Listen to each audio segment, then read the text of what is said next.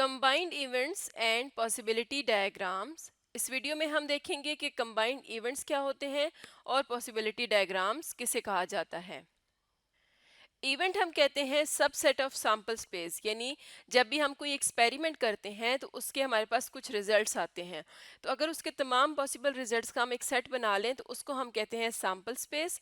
और अगर sample space में से हम कोई सबसेट ले लें तो उसे इवेंट कहा जाता है। यानी इवेंट के अंदर भी आउटकम्स ही होती हैं। और कंबाइंड इवेंट्स क्या होंगे? कंबाइंड इवेंट्स में हम एक से ज़्यादा चीज़ों को एक्सपेरिमेंट में यूज़ कर रहे होते हैं। जैसे दो कॉइन्स को हमने फ्लिप कर लिया या एक डाई और एक कॉइन को कर लिया, तो उसकी जो आउटकम्स आएंगी उन्हें हम कहेंगे कंबाइंड इवेंट्स। और पॉसिबिलिटी डायग्राम्स वो डायग्राम्स होती हैं जिनकी मदद से हम आउटकम्स को डायग्राम की शक्ल में शो कर सकते हैं, जिससे हमें आउटकम्स को समझना आसान होता है। एक एग्जाम्पल देख लेते हैं। Flip two coins.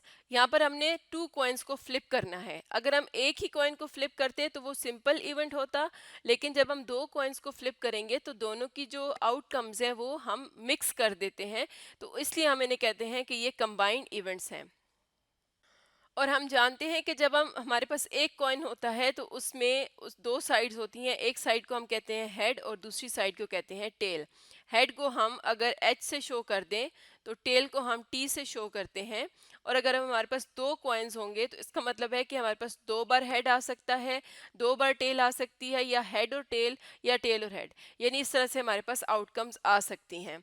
तो अगर हमने इसको पॉसिबिलिटी डायग्राम की शक्ल में देखना हो तो इसमें हमारे पास दो मेथड्स हैं कि या तो हम ट्री डायग्राम के ज़रिए इसको देख सकें या हम टेबल बना लें तमाम आउटकम्स का। तो पहले हम देख लेते हैं ट्री डायग्राम।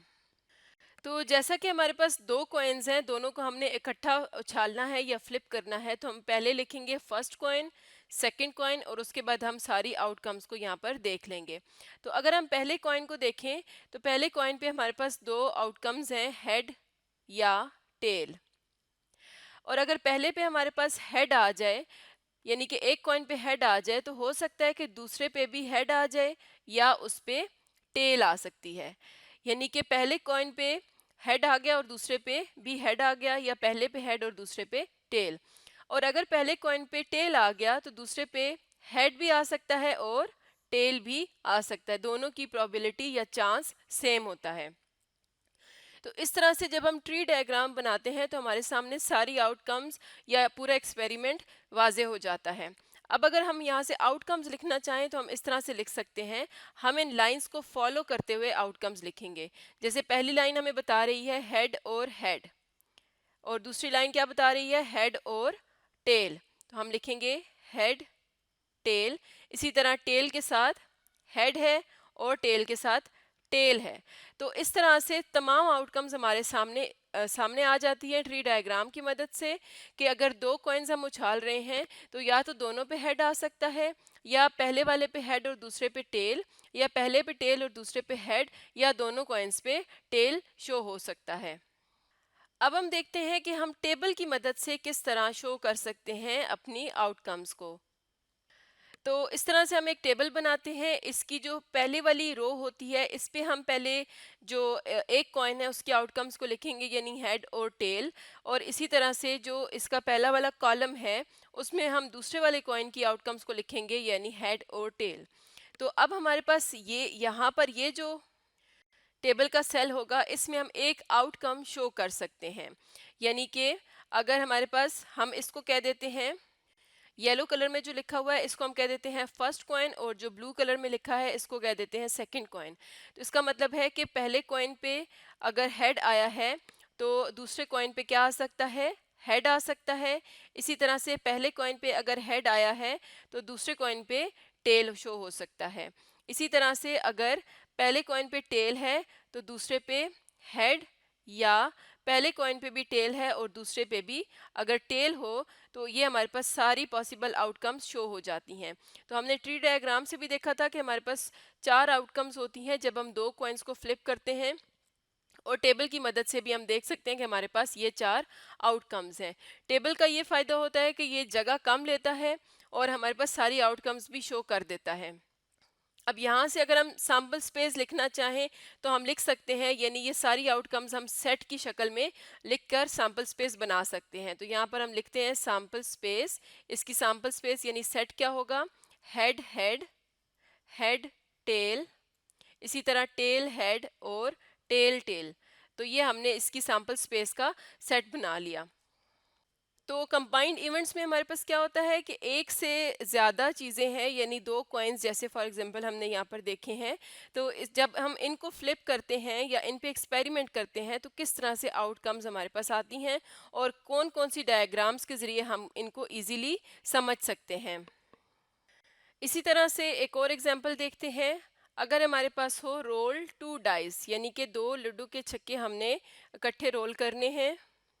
तो हम जानते हैं कि लूडो के छक्के पे किस तरह के डॉट्स होते हैं, उसकी 6 साइड्स होती हैं और उस पे इस तरह से डॉट्स लगे होते हैं जो 1 से स्टार्ट होकर 6 तक जाते हैं। यानी एक डॉट होगा तो उस आउटकम को हम कह सकते हैं 1, दो डॉट्स को 2, 3 को 3, 4, 5 और 6। तो अगर हम एक छक्का देखें तो उस पे 6 साइड्स होती हैं और यहाँ पर हमने 2 डाइस को रोल करना है, 2 छक्के इकट्ठे रोल करने हैं और देखनी है कि उनकी आउटकम्स, पॉसिबल आउटकम्स कितनी हमारे पास आ सकती हैं।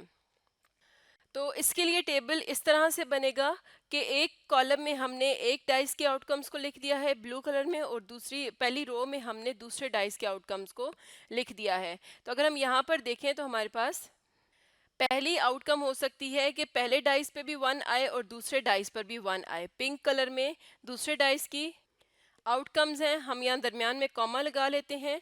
तो यहाँ से शो हो रहा है कि एक आउटकम्स हमारे पास ये हो सकती है कि दोनों पे 1 1 आ जाए, या पहले डाइस पर 1 और दूसरे पे 2 आ जाए, या 1 3 आ जाए, 1 4, 1 5, 1 6। इसी तरह से हम दूसरी रो में अगर देखें तो अगर पहले डाइस पे 2 आ गया तो उसके साथ भी हम दूसरे डाइस की सारी आउटकम्स को लिख सकते हैं। तो इस तरह से हम बाकी सारी आउटकम्स भी इस टेबल में शो कर देते हैं। तो अगर हम इसको हाईलाइट करके देखें तो ये जो टेबल का पार्ट है, या ये जो हमने येलो कलर में हाईलाइट किया है, ये सारी पॉसिबल आउटकम्स हैं जब भी हम 2 डाइस को रोल करेंगे। अब इस चीज़ का यही फ़ायदा है कि सारी आउटकम्स हमारे सामने मौजूद हैं। अगर हम इसी चीज़ को ट्री डायग्राम से ड्रा करने की कोशिश करें तो उसमें हमारे पास बहुत बड़ी डायग्राम बनती है जो पेज से बाहर भी हो सकती है। यानी अगर मिसाल के तौर पर पहले डाइस पे 1 आया है या 2 आया है और इसी तरह बाकी आउटकम्स, फिर 1 के साथ हमने दूसरे डाइस की सारी आउटकम्स लिखनी है, यानी 1 भी लिखना है, उसके बाद 2, उसके बाद 3, उसके बाद 4, यानी 6 तक हमने 1 के साथ लिखना है, इसी तरह फिर 2 के साथ, फिर 3 के साथ। तो उस तरह ये होता है कि हमारा जो ट्री डायग्राम है वो थोड़ी ज़्यादा बड़ी डायग्राम बन जाती है और टेबल में हम आसानी से सारी आउटकम्स को सामने देख सकते हैं।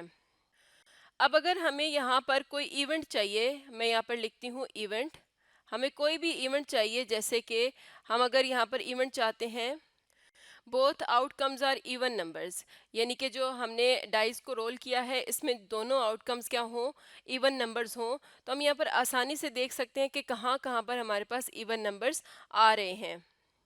तो इसका आसान तरीका ये है कि हम 1 वाली रो को, 3 वाली रो को और 5 वाली रो को पहले ही निकाल देंगे। हम 2, 4 और 5 वाली रोज को देखेंगे तो इसमें 2 में ये आ गया, 4 के साथ ये और 6 के साथ ये। इसी तरह से एक स्टेप छोड़ के 2 के साथ 4, 4 के साथ 4, 6 के साथ 4, 2 के साथ 6, 4 के साथ 6 और 6 के साथ 6। तो ये हमारे पास आ जाती हैं जिसमें हमारे पास सारे इवन आउटकम्स हैं। तो इनको हम काउंट करें तो ये है 1 2 3 4 5 6 7 8 9। 9 आउटकम्स ऐसी हैं जिसमें दोनों नंबर्स इवन हैं। तो हम यहाँ पर इसका सेट बना सकते हैं, यानी दोनों आउटकम्स इवन हैं। तो बस हम यहाँ से देखते जाएंगे और अपनी आउटकम्स को लिखते जाएंगे। एक ये आउटकम हो गई 2 2, एक हो गई 4 2, एक हो गई 6 2। इसी तरह से एक आउटकम है 2 4, एक है 4 4 और 6 4, और बाकी आउटकम्स हैं 2 6, 4 6 और 6 6। तो इसी तरह से अगर हमने ये देखना हो कि दोनों नंबर सेम हैं, अगर हम ये देखना चाहते हैं कि दोनों नंबर सेम हैं आउटकम्स के अंदर, तो हम यहाँ से क्या करेंगे 1 1, 2 2, 3 3, 4 4, 5 5 और 6 6, इस चीज़ को हम हाईलाइट करके अपनी आउटकम्स को देख सकते हैं।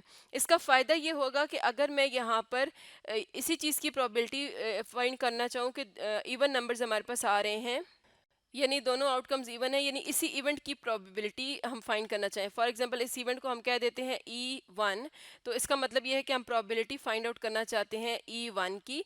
तो हमने देखा कि E1 में कितने एलिमेंट्स हैं, टोटल 9 एलिमेंट्स हैं, यानी कि दो अगर इवन नंबर्स हैं तो उसमें 9 एलिमेंट्स हैं, और टोटल अगर देखा जाए तो टोटल आउटकम्स कितनी हैं, इस तरफ भी 6 सेल्स हैं और इस तरफ भी 6, यानी 36 हमारे पास टोटल आउटकम्स होंगी। तो हम लिखेंगे 9/36, तो 1/4।